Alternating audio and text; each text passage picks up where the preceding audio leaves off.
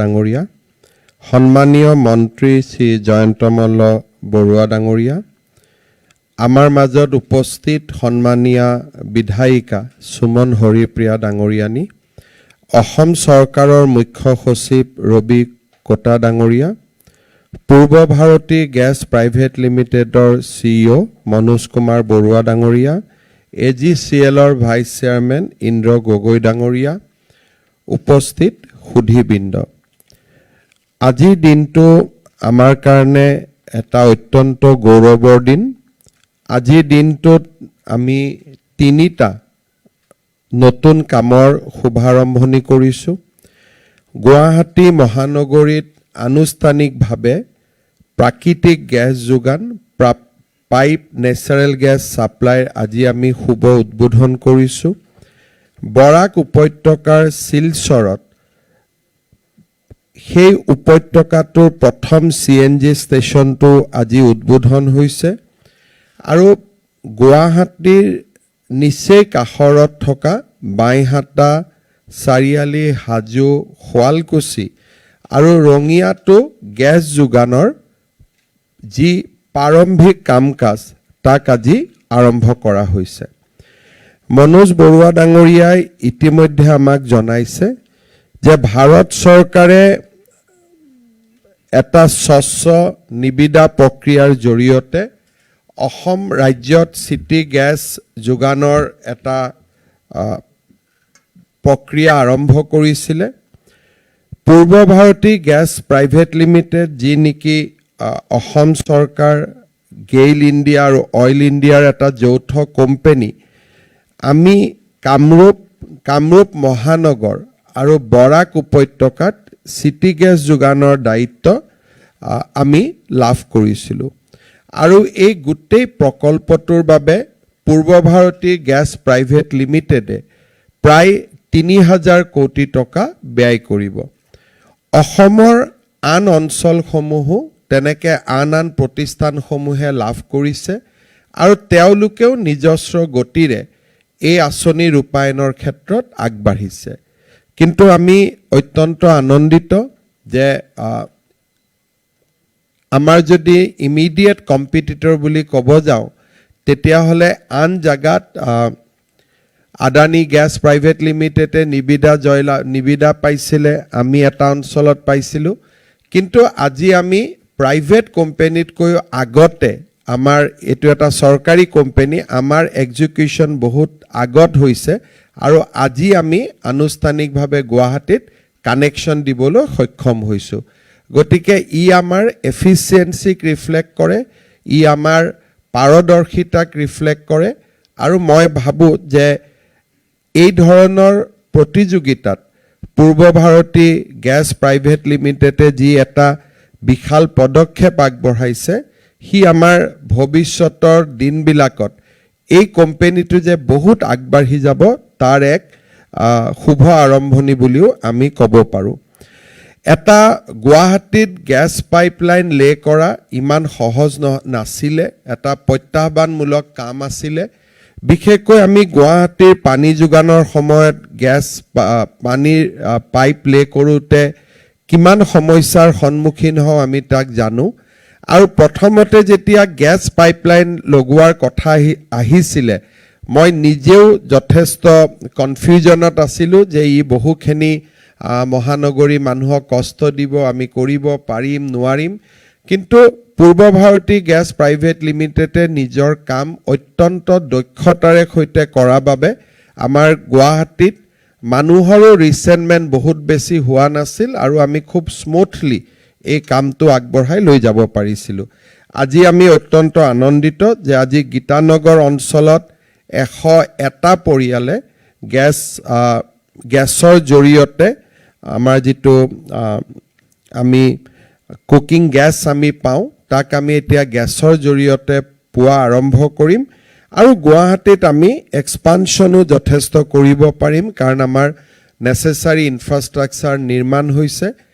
LPGতকৈ ই বহু পৰিমাণে সহজ হ'ব, ঘৰতে আমি পাম। আৰু মই গুৱাহাটীবাসী ৰাইজক অনুৰোধ কৰিম যে আপোনালোকে যিমান পাৰে আমাৰ PBGLত ছাবস্ক্ৰিপশ্যন কৰক যাতে আমি পাইপ কুকিং গেছ আমি নিজৰ ঘৰতে লাভ কৰিব পাৰোঁ ই সেভ হয় দ্বিতীয়তে ই ইকনমিও হয় দুইটা ক্ষেত্ৰৰে আমি সুবিধা পাম গেছৰো আমাৰ অভাৱ নাই কাৰণ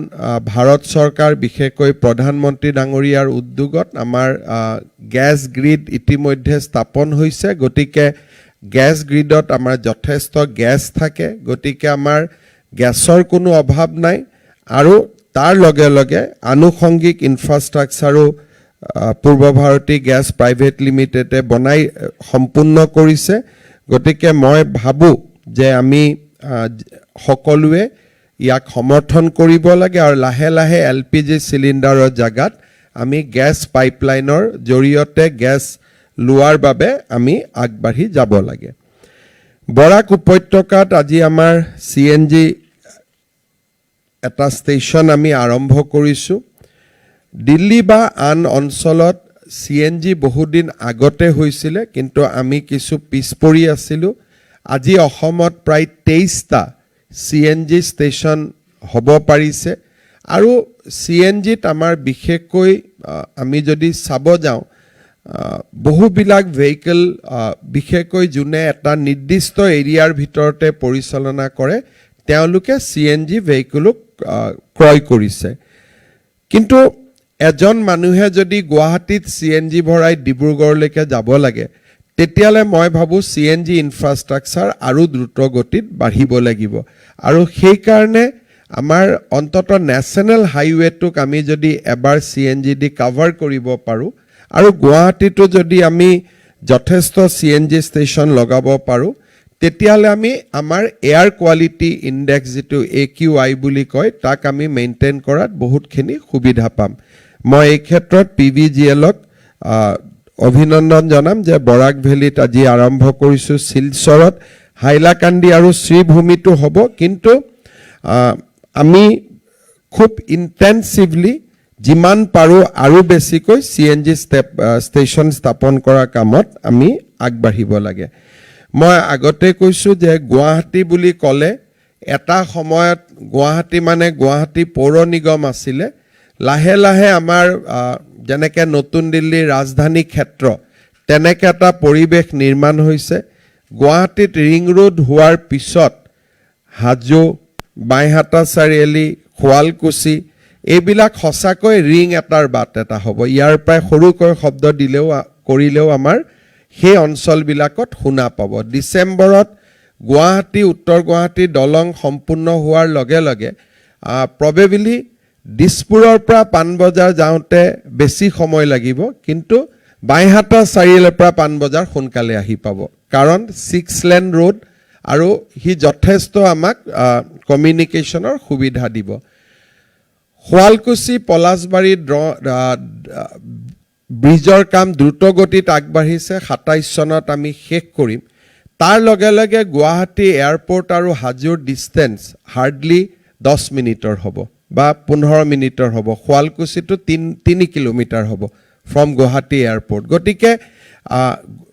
নাৰেংগী কুৰুৱা দলং হোৱাৰ পিছত আমাৰ সিপাজাৰ কুৰুৱা নাৰেংগী এইবিলাক গোটেই গুৱাহাটীৰ এটা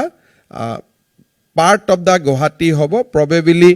আজি নহলেও এটা সময়ত এই গোটেই অঞ্চলবোৰ গুৱাহাটী পৌৰ নিগমৰ অধীনলৈকে আহিব পূৰ্ব ভাৰতী গ্যাস লিমিটেডে আজি যেটো আগভাগ লৈছে যে আমি বাইহাটা হাজো খোৱালকুছি ৰঙিয়া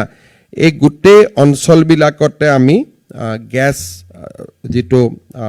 সিটি গ্যাস পাইপলাইন আমি তাতো ৰাইজক আমি পাইপ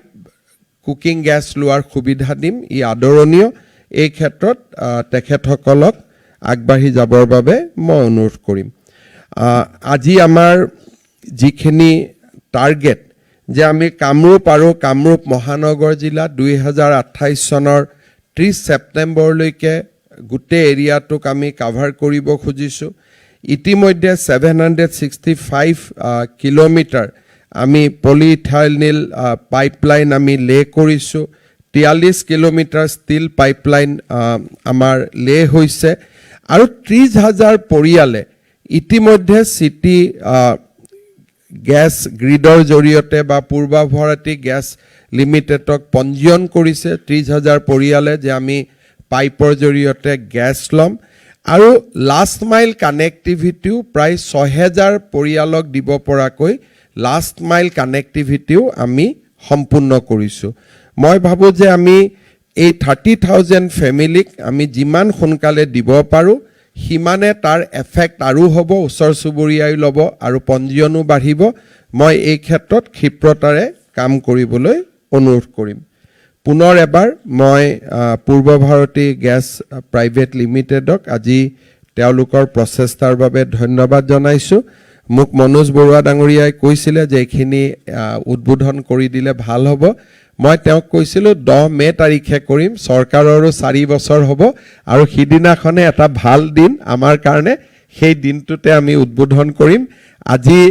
যিমানখিনি আনন্দ উৎসাহেৰে সৈতে আমি কৰিব লাগিছিল আমি কৰা নাই কাৰণ এইকেদিনৰ পৰিবেশৰ প্ৰতি লক্ষ্য ৰাখি কিন্তু স্বাভাৱিকতে মই নিশ্চিত যে ই এটা উজ্জ্বল ভৱিষ্যতৰ আৰম্ভণি আৰু এটা স্বাভাৱিকতে এটা সূৰ্যোদয়ৰ যাত্ৰা মই পিবিজিএলক অভিনন্দন জনাম সকলো বিষয়া কৰ্মচাৰীক অভিনন্দন জনাম ভাল কৰি কাম কৰি যাওক খুব বেছি ট্ৰান্সপাৰেন্সি আৰু বেষ্ট কৰ্পোৰেট প্ৰেক্টিছ লৈ আমি আগবাঢ়ি যাব লাগে কতো অভিযোগ হ'ব নালাগে আমি যাতে এই কোম্পানীটোক এটা সফল প্ৰতিষ্ঠান ৰূপে আমি প্ৰতিষ্ঠা কৰিব পাৰো তাৰ ক্ষেত্ৰত আমি সকলোৱে সমৰ্পণ আৰু ডেডিকেশ্যন লৈ কাম কৰো তাকে আহ্বান জনাই মই পুনৰ এবাৰ সকলোকে অভিনন্দন জনাই মই মোৰ বক্তব্যৰ সামৰণি মাৰিছো ধন্যবাদ মহাশয় অসমক এখন প্ৰগতিশীল তথা সমৃদ্ধিশালী ৰাজ্য হিচাপে গঢ় দিয়াত আপোনাৰ অমূল্য অৱদানৰ বিষয়ে অসমৰ ইতিহাসত সোণালী আখৰেৰে লিখা থাকিব শ্ৰদ্ধেয় সুধীবৃন্দ আমি আজিৰ অনুষ্ঠানৰ অন্তিম পৰ্যায়ত উপনীত হৈছোহি বহুমূলীয়া অংশগ্ৰহণেৰে আমাক কৃতাৰ্থ কৰাৰ বাবে অসমৰ মাননীয় মুখ্যমন্ত্ৰী মহোদয়লৈ আমাৰ আন্তৰিক কৃতজ্ঞতা যাচিছো মাননীয় মন্ত্ৰী শ্ৰীযুত